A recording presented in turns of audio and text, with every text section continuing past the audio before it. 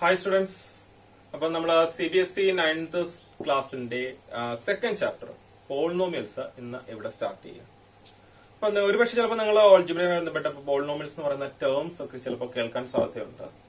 എന്നിരുന്നാലും നമ്മൾ ഇന്ന് ആദ്യം എന്താണ് പോളിനോമിയൽസ് എന്നുള്ളതിനെ കുറിച്ചാണ് ഇന്ന് ഇവിടെ പറയാൻ പോകുന്നത്. ഓക്കെ, അപ്പോ സിമ്പിൾ ആയിട്ട് നമുക്ക് പറഞ്ഞു തുടങ്ങുമ്പോൾ ഇങ്ങനെയാണ്: A polynomial is an algebraic expression. ഒരു പോളിനോമിയൽ എന്ന് പറഞ്ഞാൽ എന്താണ്? ഒരു ഓൾജിബ്രിക് എക്സ്പ്രഷൻ ആണ്. പക്ഷേ എല്ലാ ഓൾജിബ്രിക് എക്സ്പ്രഷൻസിനെയും നമുക്ക് എന്തെന്ന് വിളിക്കാൻ പറ്റില്ല? പോളിനോമിയൽസ് എന്ന് വിളിക്കാൻ പറ്റത്തില്ല. ഒരു ഓൾജിബ്രിക് എക്സ്പ്രഷൻ പോളിനോമിയൽ ആകണമെങ്കിൽ അത് ചില കണ്ടീഷൻസ് സാറ്റിസ്ഫൈ ചെയ്യണം.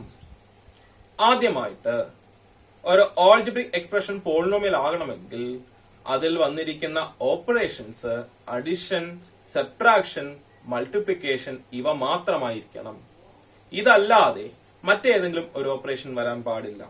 അഡിഷൻ, സബ്ട്രാക്ഷൻ, മൾട്ടിപ്ലിക്കേഷൻ ഈ ഓപ്പറേഷൻസ്, അതായത് ഡിവിഷൻ, നമ്മൾ പ്രത്യേകിച്ച് പറഞ്ഞു കഴിഞ്ഞാൽ ഡിവിഷൻ വരാൻ പാടില്ല. ഓക്കെ ആണല്ലോ? അപ്പൊ അഡിഷൻ, സബ്ട്രാക്ഷൻ, മൾട്ടിപ്ലിക്കേഷൻസ് മാത്രം ഇൻക്ലൂഡ് ചെയ്യുന്ന ആ ഓപ്പറേഷൻസ് മാത്രം ഇൻക്ലൂഡ് ചെയ്യുന്ന ഓൾജിബ്രിക് എക്സ്പ്രഷൻസ് ആണ് എന്തെന്ന് പറയുന്നത് പോളിനോമിയൽസ്. എന്നാൽ ഇത് മാത്രം വന്നതുകൊണ്ടും അത് പോളിനോമിയൽസ് ആകണമെന്നില്ല. പിന്നെയും ഉണ്ട് കണ്ടീഷൻസ്. ഇപ്പൊ സ്വാഭാവികമായിട്ടും ഓൾജിബ്രിക് എക്സ്പ്രഷൻ ആണെന്ന് പറഞ്ഞു. ഓൾജിബ്രിക് എക്സ്പ്രഷൻ ആകുമ്പോൾ എന്ത് ചെയ്യുന്നതിനകത്ത് വേരിയബിൾസ് കാണും. വേരിയബിൾസിന്റെ ഡിഫറെന്റ് പവേഴ്സ് ഉണ്ട്, അല്ലെ?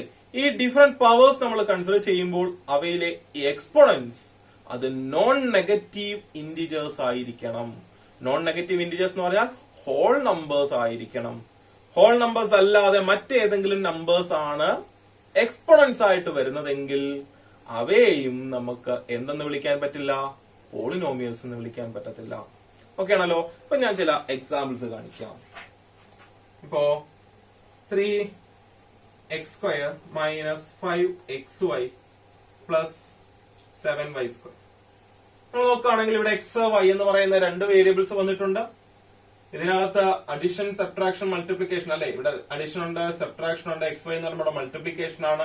5 x y എന്നൊക്കെ പറയുമ്പോൾ മൾട്ടിപ്ലിക്കേഷൻ ആണ്. ഇതല്ലാതെ മറ്റേതെങ്കിലും വന്നിട്ടുണ്ടോ ഓപ്പറേഷൻസ്?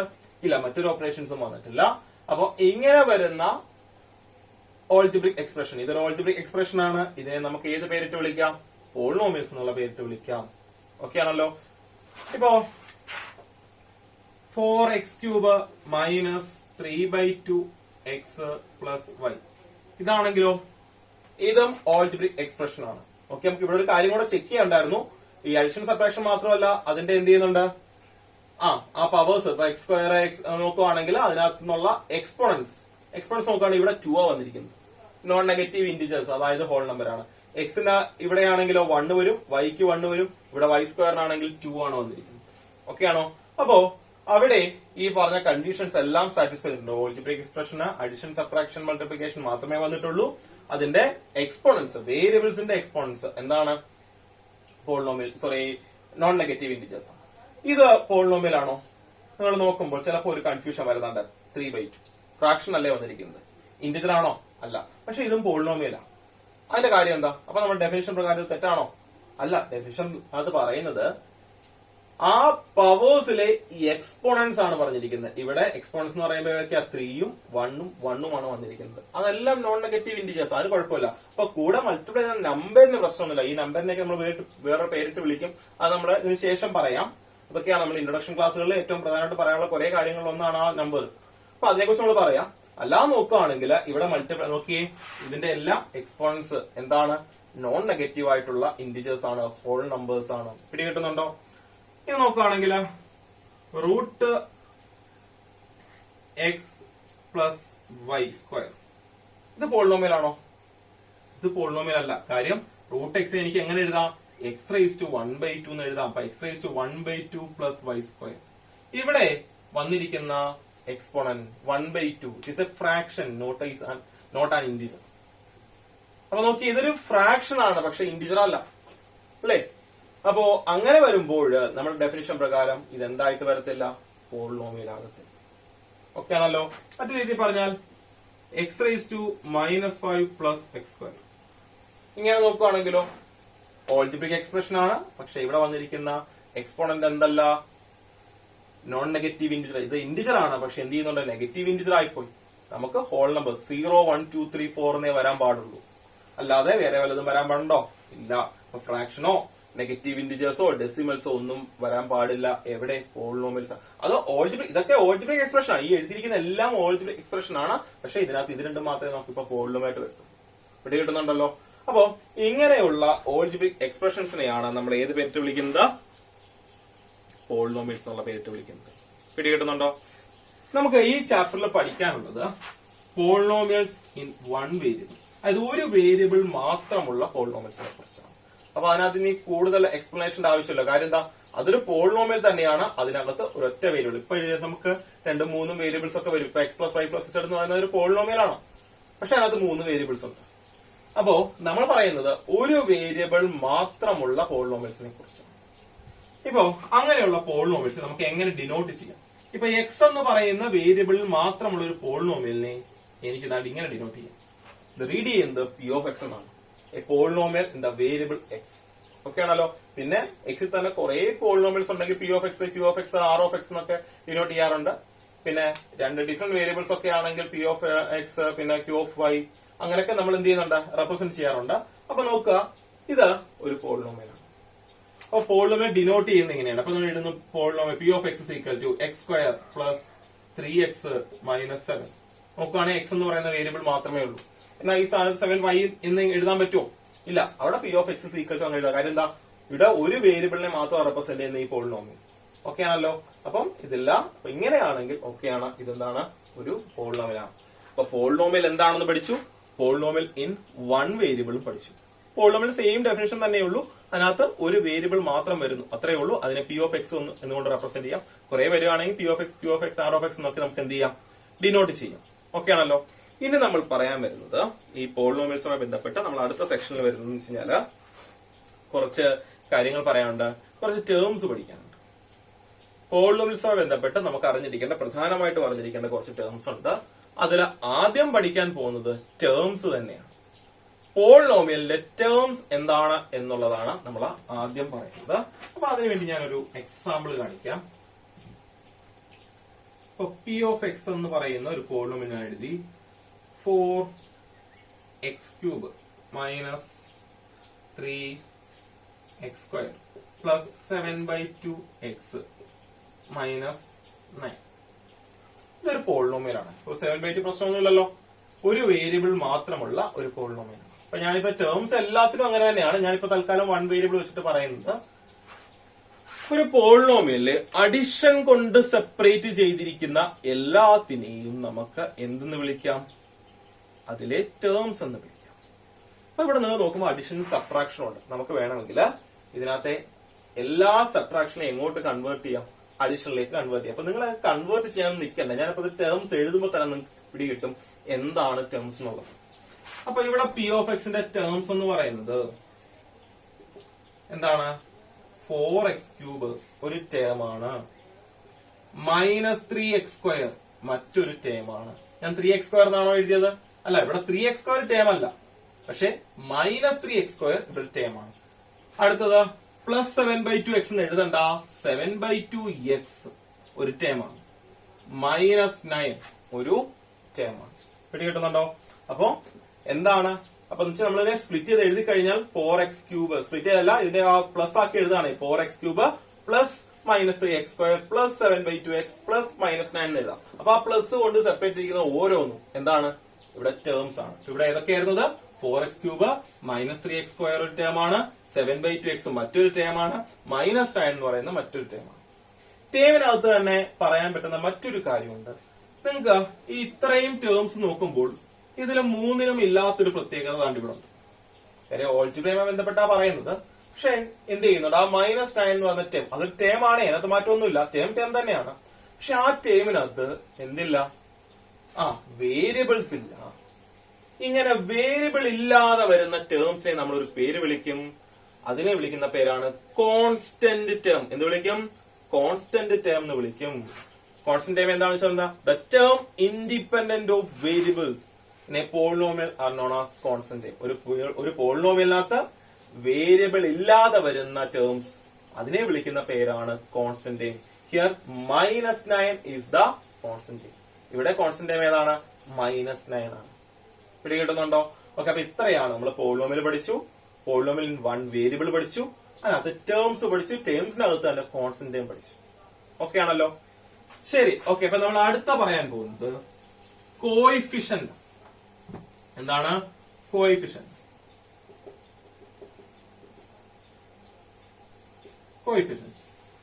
കോയിഫിഷ്യൻസ് എന്ന് പറയുമ്പോൾ പോളിനോമിയലിന് കോയിഫിഷ്യൻസ് എന്നല്ല പറയുന്നത്.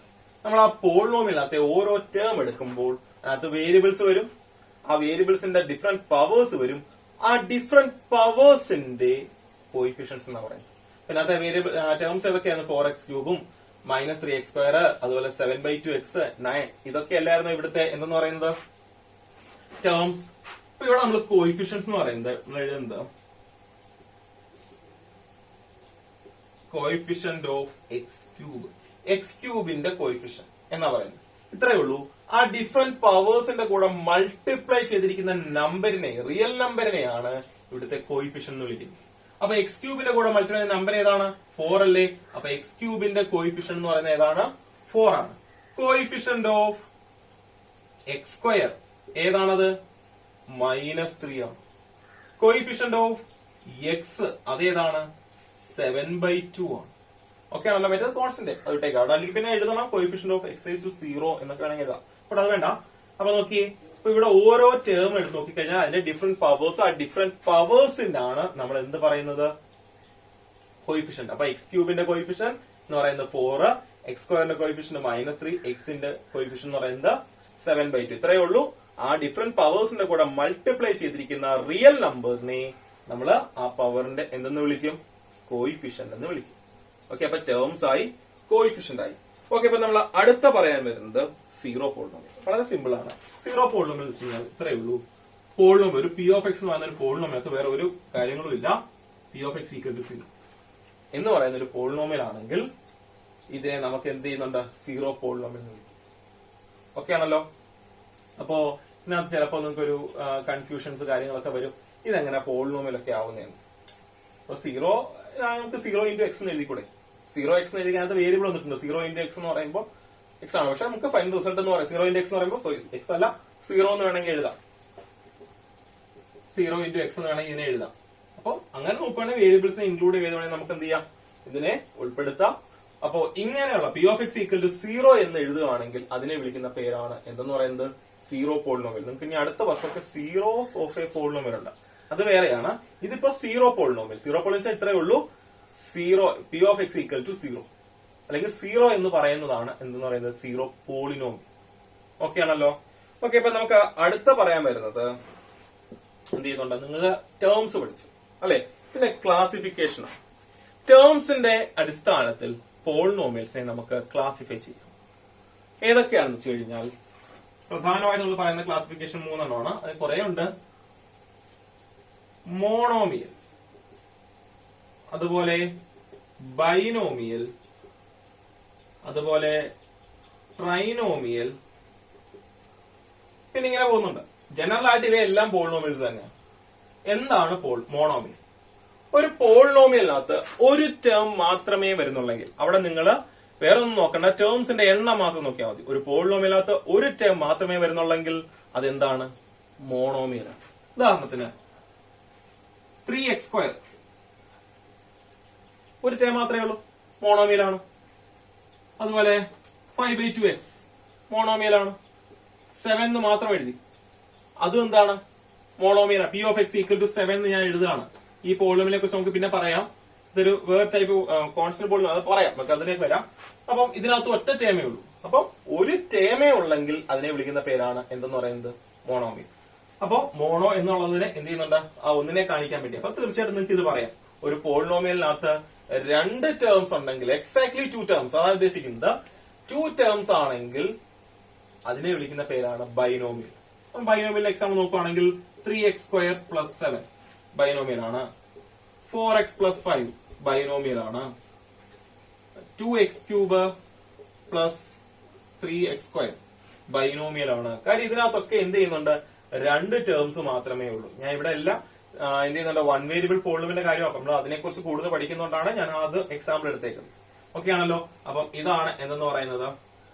ബൈനോമിയൽ. അപ്പൊ തീർച്ചയായിട്ടും ട്രൈനോമിയൽ നിങ്ങൾക്ക് അറിയാമായിരിക്കുമല്ലോ എന്താ, 3 ടേംസ് വരുന്ന പോളിനോമിയൽസ് ആണ്. Exactly 3 time polynomial contains exactly 3 terms and it is called trinomial. ഒരു പോളിനോമിയലകത്ത് 3 ടേം മാത്രമേ ഉള്ളെങ്കിൽ അതിനെ വിളിക്കുന്ന പേരാണ് എന്തെന്ന് പറയുന്നത്, ട്രൈനോമിയൽ. എക്സാമ്പിൾസ് നോക്കാം. ഇങ്ങനെ എഴുതാം. ഇപ്പോ 3x² പ്ലസ് 5x മൈനസ് 3 ഇതെന്താണ്, ഒരു ട്രൈനോമിയൽ ആണ്.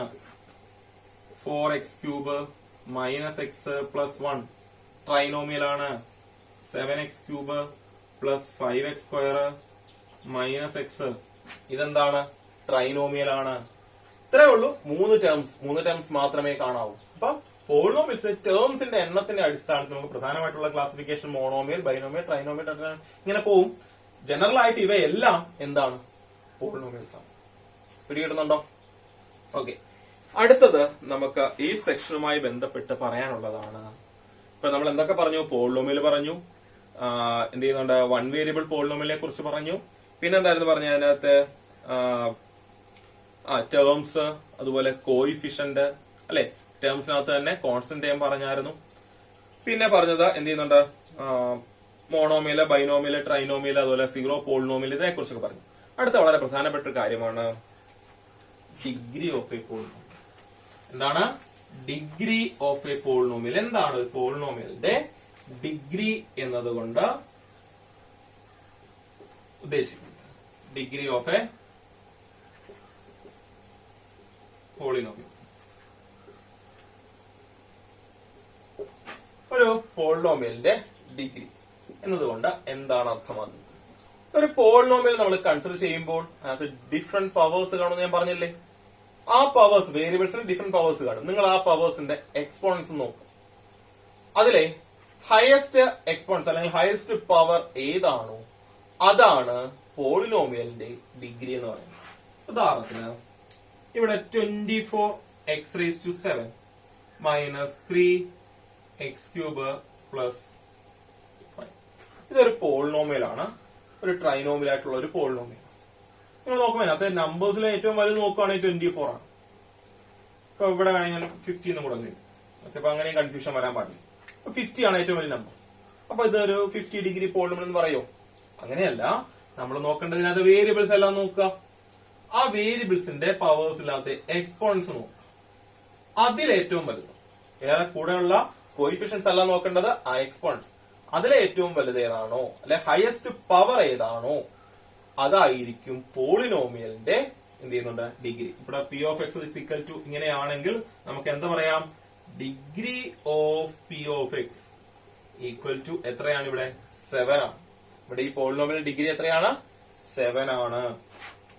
ഓക്കെ, മറ്റൊരെണ്ണം നോക്കുകയാണെങ്കിൽ ഇപ്പോ x³ മൈനസ് x⁻100 ഇതൊരു 100 ഡിഗ്രി പോളിനോമിയൽ ആണ്. പിടികിട്ടുന്നുണ്ടോ? അപ്പോ ഇത്രയേ ഉള്ളൂ പോളിനോമിയൽ. നിങ്ങൾ നോക്കുക, അതിനകത്ത് വേരിയബിൾസിന്റെ എന്ത് ചെയ്യുന്നുണ്ട്, എക്സ്പോണൻസ്, അതിന്റെ പവേഴ്സ് നോക്കുക. അതിലെ ഹയസ്റ്റ് പവർ ഏതാണോ അതായിരിക്കും ആ പോളിനോമിയലിന്റെ ഡിഗ്രി. അല്ലാതെ അതിന്റെ കൂടെ മൾട്ടിപ്ലൈ ചെയ്യുന്ന കോയിഫിഷ്യൻ നോക്കി അതിനകത്തെ വലിയ നമ്പർ അല്ല. എന്താണ് പറഞ്ഞേക്കുന്നത്? പവേഴ്സിനകത്ത് ഏറ്റവും ഹയസ്റ്റ് പവർ ഏതാണോ വരുന്നത് അതായിരിക്കും പോളിനോമിയലിന്റെ എന്തെന്ന് പറയുന്നത്, ഡിഗ്രി എന്ന് പറയുന്നത്. പിടി കിട്ടിയോ? ഈ ഡിഗ്രിയുടെ ബേസിലും പോളിനോമിയൽസിനെ ക്ലാസിഫൈ ചെയ്യുന്നുണ്ട്. ഡിഗ്രി 1 ആയിട്ടുള്ള പോളിനോമിയൽ, ഫസ്റ്റ് ഡിഗ്രി പോളിനോമിയൽസ്, അവയെ വിളിക്കുന്ന പേരാണ് എന്താണ്, ലീനിയർ പോളിനോമിയൽ. എന്താണ് ലീനിയർ പോളിനോമിയൽ? ഡിഗ്രി 1 ആയിട്ടുള്ള പോളിനോമിയൽ, അതിനെ വിളിക്കുന്ന പേരാണ് ലീനിയർ പോളിനോമിയൽ. ഉദാഹരണത്തിന് x+5. ഓക്കെ, വേരിയബിൾ ഡിഗ്രി 1 അല്ലേ, ലീനിയർ പോളിനോമിയൽ ആണ്. ഇപ്പൊ 2x മൈനസ് 3 ലീനിയർ പോളിനോമിയൽ ആണ്. ഞാനിവിടെ ഫസ്റ്റ് ഡിഗ്രി മാത്രമേ പറയുന്നു, സോറി 1 വേരിയബിൾ മാത്രമേ പറയുന്നുള്ളൂ. കാരണം നോക്കുകയാണെങ്കിൽ ഇപ്പൊ ജസ്റ്റ് എക്സ് എന്ന് മാത്രം എഴുതി, ലീനിയർ പോളിനോമിയൽ ആണ്. ഓക്കെ ആണല്ലോ. ഇത് മോണോമിയലോ ബൈനോമിയൽ എന്നുള്ളത് അതുമായിട്ട് നോക്കേണ്ട കാര്യമൊന്നുമില്ല. അപ്പൊ ലീനിയർ വേണമെങ്കിൽ മോണോമിയലോ ആകാം, ബൈനോമിയൽ വരാം. അപ്പൊ നോക്കിയേ, അപ്പൊ ഇവിടെ ഒറ്റ കാര്യം നോക്കിയാൽ മതി, വേരിയബിൾസിന്റെ ഹയസ്റ്റ് പവർ അതെന്ന് പറയുന്നത് ഏതാ, 1 ആണ്. So this A linear polynomial. ഇനി ഡിഗ്രി 2 ആയിട്ടുള്ള പോളിനോമിയൽസ് ഉണ്ട്, അതിനെ വിളിക്കുന്ന പേരാണ് ക്വാഡ്രാറ്റിക് പോളിനോമിയൽ. അപ്പൊ എന്താണ് ക്വാഡ്രാറ്റിക് പോളിനോമിയൽ എന്ന് പറയുന്നത്? if the degree of a polynomial is 2, then it is called a quadratic polynomial. എന്ന് വെച്ച് കഴിഞ്ഞാൽ ഇപ്പൊ ഇവിടെ 2x square minus 3x plus 5 is a quadratic polynomial. 7x square minus 9 quadratic polynomial ആണ്. 3x square minus 4x quadratic polynomial ആണ്. Okay ആണല്ലോ. അതുപോലെ 4x square minus 3x plus 1 is a quadratic polynomial. അപ്പോ ഇത്രയേ ഉള്ളൂ. ഇവിടെ എല്ലാം നോക്കിക്കഴിഞ്ഞാൽ ഹയസ്റ്റ് പവർ എന്ന് പറയുന്നത് നോക്കി ഏതാണ് വന്നിരിക്കുന്നത്? 2 ആണ് അല്ലെ? അതുകൊണ്ട് ഇത് നമുക്ക് എന്ത് വിളിക്കാം? ഈ പോളിനോമിയലിനെ ക്വാഡ്രാറ്റിക് പോളിനോമിയൽ വിളിക്കാം. ഡിഗ്രി 3 ആയി കഴിഞ്ഞാൽ അതിനെ വിളിക്കുന്ന പേരാണ് cubic polynomial. Cubic polynomial okay ആണല്ലോ. ക്യൂബിക് പോളിനോമിയൽ എന്ന് വെച്ച് കഴിഞ്ഞാൽ ഇപ്പൊ X cube plus X square plus 1 is A cubic polynomial. 3x cube minus 9x square plus 7x is a cubic polynomial. അല്ലെങ്കിൽ നിങ്ങൾക്ക് അവരോട് അങ്ങ് എഴുതാം. അല്ലെങ്കിൽ ചിലപ്പോൾ നിങ്ങൾ ഈ എണ്ണമല്ല അതിനകത്തെ എന്താണ് നോക്കി ഈ ഡിഗ്രി ഹയസ്റ്റ് ഡിഗ്രി ഇതാണ് ഉദ്ദേശിക്കുന്നത്. അതുകൊണ്ട് ഇതെന്താണ്? ക്യൂബിക് പോളിനോമിയൽ ആണ്. പിടി കിട്ടുന്നുണ്ടോ? അപ്പൊ ഡിഗ്രി ഓഫ് പോളിനോമിയൽ വെച്ച് കഴിഞ്ഞാൽ പോളിനോമിയൽ വരുന്നു, അതിനകത്തെ ഡിഫറെന്റ് പവേഴ്സ് നമ്മൾ നോക്കുന്നു, അതിനകത്തെ ഹയസ്റ്റ് പവർ ഏതാണോ അതാണ് degree. First degree polynomial linear polynomial, second degree ആണെങ്കിൽ ക്വാഡ്രാറ്റിക് പോളിനോമിയൽ, തേർഡ് ഡിഗ്രി ആണെങ്കിൽ എന്ന് പറയുന്നത് ക്യൂബിക് പോളിനോമിയൽ. അപ്പോ നമ്മൾ പറഞ്ഞു ഇനി കോൺസ്റ്റന്റ് പോളിനോമിയൽ അതാണ് പറയാനുള്ളത്. നമ്മൾ സീറോ പോളിനോമിയൽ പറഞ്ഞാൽ അല്ലെ, അതേപോലെ ഒരു പോളിനോമിയലാണ് കോൺസ്റ്റന്റ് പോളിനോമിയൽ. അപ്പൊ എന്തായിരിക്കും നിങ്ങൾക്ക് പറയാം, ഒരു പോളിനോമിയൽ അത് കോൺസ്റ്റന്റ് ടൈം മാത്രമേ വരുന്നുള്ളതെങ്കിൽ നമുക്ക് അതിനെ വിളിക്കാവുന്ന പേരാണ് കോൺസ്റ്റന്റ് പോളിനോമിയൽ. വേണം ഈ കൂട്ടത്തിൽ ഞാൻ ഒരു കാര്യം കൂടെ പറഞ്ഞു പോകാം, അത് കൺഫ്യൂഷൻ ആകരുത്, ജനറലൈസ് ചെയ്ത് പറയാണ്. ഒരു ലീനിയർ പോളിനോമിയൽ ജനറൽ ആയിട്ട് എനിക്ക് ax പ്ലസ് ബി എന്ന് എഴുതാം. ഇതാണ് ലീനിയർ പോളിനോമിയലിന്റെ ജനറൽ ഫോം. എയും ബിയും റിയൽ നമ്പേഴ്സ് ആണ്. ക്വാഡ്രാറ്റിക് പോളിനോമിയലിന്റെ ജനറൽ ഫോം എന്ന് പറയുമ്പോൾ ax square plus bx plus C quadratic പോളിനോമിയലിന്റെ ജനറൽ ഫോം. ക്യൂബിക് ആണെങ്കിൽ ax cube plus bx square plus cx plus D. Condition ഉണ്ട് ഇവിടെ എല്ലായിടത്തും a നോട്ട് ഈക്വൽ ടു 0. എന്തുകൊണ്ടാണ് a നോട്ട് ഈക്വൽ ടു 0 എന്ന് പറയുന്നത്? കാര്യം a0 ഇവിടെ a0 ആയി കഴിഞ്ഞാൽ പിന്നെ ഈ ടേം ഇല്ല, b മാത്രമേ ഉള്ളൂ. അപ്പൊ അതിന്റെ ഡിഗ്രി കുറഞ്ഞു. ഇവിടെയാണെങ്കിൽ a0 ആയി കഴിഞ്ഞാൽ ഈ ടേം ഇല്ല എന്ന് പറഞ്ഞാൽ bx പ്ലസ് സിയിലേക്ക് വരുന്നു എന്ന് പറഞ്ഞാൽ എന്താണത്? ഫസ്റ്റ് ഡിഗ്രിയിലേക്ക് മാറും. ബാക്കി ഡിയോ സിയോ ഒക്കെ 0 ആവുകയോ ആകാതിരിക്കുകയോ ചെയ്യാം, അത് പ്രശ്നമുള്ള കാര്യമൊന്നുമല്ല. പക്ഷെ ആ ഹയസ്റ്റ് ഡിഗ്രിയുടെ കോയിഫിഷ്യന്റ് എന്തോ ആകാൻ പാടില്ല, 0 വരാൻ പാടില്ല. ഓക്കെ ആണല്ലോ. അങ്ങനെയുള്ളപ്പോ ഇതാ ജനറലൈസ് ചെയ്ത് നിങ്ങളൊന്ന് ഓർത്തിരുന്നാൽ മതി, നിർബന്ധമൊന്നുമില്ല. അടുത്ത വർഷത്തേക്ക് നമുക്ക് ആവശ്യമുണ്ട്. ഈ വർഷം ചിലപ്പോൾ ഇനി വീണ്ടും അടുത്തുള്ള സെക്ഷനിലേക്ക് വരുവാണെങ്കിൽ ഞാൻ ഒന്നുകൂടെ എക്സ്പ്ലെയിൻ ചെയ്യാം. ഇന്ന് ഓർത്തിരിക്കാം, ഇത് ലീനിയർ, ക്വാഡ്രാറ്റിക്, ക്യൂബിക്കിന്റെ ഒക്കെ എന്ത് ചെയ്യുന്നുണ്ട് ജനറൽ ഫോം. ഓക്കെ, അപ്പൊ നമുക്ക് പറയാൻ വന്നത് കോൺസ്റ്റന്റ് പോളിനോമിയൽ ഇത്രയേ ഉള്ളൂ. P of x equal to a constant, ഒരു കോൺസ്റ്റന്റ് വരുവാണ്, ഒരു നമ്പർ വരുവാണ്. ഉദാഹരണത്തിന് p of x equal to 2/3. ഇതൊരു പോളിനോമിയലാണ്, ഇതിനെ വിളിക്കുന്ന പേര് കോൺസ്റ്റന്റ് പോളിനോമിയലാണ്. P of x equal to 7, അതൊരു കോൺസ്റ്റന്റ് പോളിനോമിയലാണ്. അപ്പൊ p of x equal to ഒരു റിയൽ നമ്പർ വരുവാണെങ്കിൽ, ഒരു നമ്പർ വരുവാണെങ്കിൽ അതിനെ വിളിക്കുന്ന പേരാണ് constant polynomial. Except in the case of 0. സീറോയുടെ കാര്യത്തിൽ നമുക്ക് ചെറിയൊരു വ്യത്യാസമുണ്ട്. 0 വരുമ്പോൾ അതിനെ സീറോ പോളിനോമിയൽ എന്നാണ് വിളിക്കുന്നത്, കോൺസ്റ്റന്റ് പോളിനോമിയൽ എന്നല്ല വിളിക്കുന്നത്, സീറോ പോളിനോമിയൽ. ഓക്കെ ആണല്ലോ. അപ്പോ ഒരു p of x equal to ഒരു നോൺ സീറോ റിയൽ നമ്പർ വരുവാണെങ്കിൽ, നോൺ സീറോ റിയൽ നമ്പേഴ്സ് മാത്രം വരുവാണെങ്കിൽ അതിനെ വിളിക്കുന്ന പേരാണ് കോൺസ്റ്റന്റ് പോളിനോമിയൽ. പിടി കിട്ടുന്നുണ്ടോ? P of x equal to 0 ആണെങ്കിൽ അതിനെ വിളിക്കുന്ന പേര് സീറോ പോളിനോമിയൽ. ഇപ്പൊ നമ്മള് first degree, second degree, third degree എന്നൊക്കെ പറഞ്ഞല്ലയോ? അങ്ങനെയാണെങ്കിൽ കോൺസ്റ്റന്റ് പോളിനോമിയലിന്റെ ഡിഗ്രി എന്താണ്? അപ്പൊ നമ്മൾ ഇത്രയേ ഉള്ളൂ. നമ്മൾ ഇങ്ങനെ എഴുതി വരുമ്പോൾ ഉദ്ദേശിക്കുന്നത് 2/3. 2/3 വെച്ചാൽ അതിനകത്ത് വേരിയബിൾ ഉണ്ടോ? അപ്പൊ നമ്മൾ സാധാരണ ഓൾജിബ്രിക് ഫോംസ് ആണ് പറയുന്നത്. ഇതിനകത്ത് വേരിയബിൾ വരുവാണെങ്കിൽ നമുക്ക് എങ്ങനെ എഴുതാൻ പറ്റത്തുള്ളൂ? x⁻⁴ എന്ന് എഴുതാം. കാര്യം x⁻⁴ എന്ന് പറയുന്നത് എന്താണ്? 1 ആണ്. എനി നമ്പർ ⁻⁴ എന്ന് പറയുന്നത് 1 ആണ്, except in the case of 0. 0⁻⁴ ഒഴിച്ച് ബാക്കി ഏത് നമ്പർ ⁻⁴ എന്താണ്? 1 ആണ്. അപ്പൊ അങ്ങനെ നോക്കുവാണെങ്കിൽ ഇവിടുത്തെ ഹയസ്റ്റ് ഡിഗ്രി എന്ന് പറയുന്നത് ഏതാണ്? 0 ആണ്. അപ്പോ ഒരു കോൺസ്റ്റന്റ് പോളിനോമിയലിന്റെ ഡിഗ്രി ഏതാന്ന് ചോദിച്ചാൽ നമ്മൾ എന്ത് പറയും? അത് 0 ആണ്. അപ്പൊ കോൺസ്റ്റന്റ് പോളിനോമിയലിന്റെ ഡിഗ്രി എന്ന് പറയുന്നത് 0 ആണ്. അല്ലെങ്കിൽ 0 ഡിഗ്രി പോളിനോമിയൽ എന്ന് പറയുമ്പോൾ അതെന്താണ്? കോൺസ്റ്റന്റ് ആണ്. രണ്ടും ഓർത്തിരിക്കുക. കോൺസ്റ്റന്റ് പോളിനോമിയൽ ഡിഗ്രി 0 ആണ്. തിരിച്ചു പറയുകയാണെങ്കിൽ ഡിഗ്രി 0 ആയിട്ടുള്ള പോളിനോമിയൽ എഴുതാൻ പറഞ്ഞാൽ അതിനകത്ത് കോൺസ്റ്റന്റ് മാത്രമേ ഉണ്ടാകാൻ പാടുള്ളൂ. ഒന്നുകൂടെ പറയുന്നു, ഒരു പോളിനോമിയലിനകത്ത് കോൺസ്റ്റന്റ് മാത്രമേ ഉള്ളെങ്കിൽ അതിന്റെ ഡിഗ്രി 0 ആയിരിക്കും. തിരിച്ച് ഡിഗ്രി 0 ആയിട്ടുള്ള പോളിനോമിയൽ എഴുതാൻ പറയാൻ അത് കോൺസ്റ്റന്റ് മാത്രമേ ഉള്ളൂ. ഫസ്റ്റ് ഡിഗ്രി ആണെങ്കിൽ അത് വേരിയബിളിന്റെ ഹയസ്റ്റ് പവർ എന്ന് പറയുന്നത് 1 ആയിരിക്കും. സെക്കൻഡ് ഡിഗ്രി ആണെങ്കിൽ 2, തേർഡ് ഡിഗ്രി ആണെങ്കിൽ 3. അത്രയും മാത്രം ഓർത്തിരിക്കുക. ഓക്കെ ആണല്ലോ. ഇനി സീറോ പോളിനോമിയലിന്റെ ഡിഗ്രി എന്താണ്? സീറോ പോളിനോമിയലിന്റെ ഡിഗ്രി എന്ന് പറയുന്നത് നോട്ട് ഡിഫൈൻഡ് ആണ്. ഞാൻ നമ്മുടെ ടെക്സ്റ്റിനകത്ത് അതിനെ കുറിച്ച് പറയുന്നില്ല, എങ്കിൽ ഞാൻ ഒന്ന് പറഞ്ഞേക്കാണ്. സീറോ പോളിനോമിയലിന്റെ ഡിഗ്രിയെ കുറിച്ച് നമുക്ക് എന്ത് ചെയ്യത്തില്ല, അത് ഡിഫൈൻഡ് അല്ല, നമുക്ക് അതിനെ കുറിച്ച് പറയുന്നില്ല. അപ്പൊ എന്ത് ചെയ്യുന്നുണ്ട്, ഇത്ര ഓർത്തിരിക്കുക. സീറോ പോളിനോമിയൽ ഡിഗ്രി ഇല്ല. കോൺസ്റ്റന്റ് പോളിനോമിയൽ ആണെങ്കിൽ ഡിഗ്രി 1 ആണ്. പിന്നീട് എന്ത് ചെയ്യുന്നുണ്ട്, പവേഴ്സിന്റെ നോക്കിയിട്ട് നമ്മൾ എന്ത് ചെയ്യുന്നുണ്ട്, ഹയസ്റ്റ് പവർ 1 ആണെങ്കിൽ അല്ലെങ്കിൽ എക്സ്പോണൻസ് 1 ആണ് വരുന്നതെങ്കിൽ എന്ത് ചെയ്യുന്നുണ്ട്, അത് ഫസ്റ്റ് ലീനിയർ പോളിനോമിയൽ അല്ലെങ്കിൽ first degree polynomial, second degree പോളിനോമിയലിനെ ക്വാഡ്രാറ്റിക് എന്നും തേർഡ് ഡിഗ്രി പോളിനോമിയലിനെ ക്യൂബിക് എന്നും നമ്മൾ എന്ത് ചെയ്യുന്നുണ്ട്, വിളിക്കാറുണ്ട്. ഓക്കെ ആണല്ലോ. ഒരു ടേം മാത്രമേ ഉള്ളെങ്കിൽ മോണോമിയൽ, 2 ടേം ഉണ്ടെങ്കിൽ ബൈനോമിയൽ, 3 ടേം ഉണ്ടെങ്കിൽ ട്രൈനോമിയൽ. ഓക്കെ ആണല്ലോ. അപ്പൊ ഇതൊക്കെയാണ് നമുക്ക് പോളിനോമിയൽസ് എന്ന് പറയുന്ന സെക്ഷന്റെ ഇൻട്രൊഡക്ഷൻ ആയിട്ട് നമുക്ക് പറയാറുള്ളത്. ഇത്രയാണ് പ്രധാനമായിട്ട്. ഇത്രയും കാര്യങ്ങൾ പോളിനോമിയൽ പഠിച്ചിരിക്കുന്ന ഏതൊരു കുട്ടിയും ഇത്രയും കാര്യങ്ങൾ അറിഞ്ഞിരിക്കണം. ഓക്കെ. ഇനി അടുത്ത സെക്ഷനിൽ ഇതുമായി ബന്ധപ്പെട്ട കുറച്ച് പ്രോബ്ലംസ് ആണ്. അത് നമുക്ക് അടുത്ത ക്ലാസ്സിൽ കാണാം. അപ്പം ഇതിന്റെ തുടർച്ചയായിട്ടുള്ള ഭാഗവുമായിട്ട് നമുക്ക് അടുത്ത വീഡിയോയിൽ കാണാം. Okay, thank you.